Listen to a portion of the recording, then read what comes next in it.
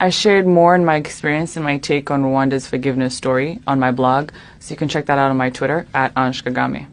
We all know there's a lot of conflict in the world currently, and I think a message, I think what Rwanda's story does is sends a message of hope, and it shows people that it is possible to come out of tragedy and come out better and stronger. And I think Rwanda is living proof of that. Yeah. And I think it is possible to move past conflict and tragedy. And it takes generations to recover from a genocide. So I think forgiveness was very important for us to be able to move on or even start to develop or build. It would be impossible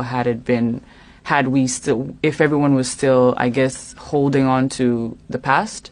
So I think for our future, it's very important to move past what has happened and try and use that as motivation to build a better future for us and for our kids.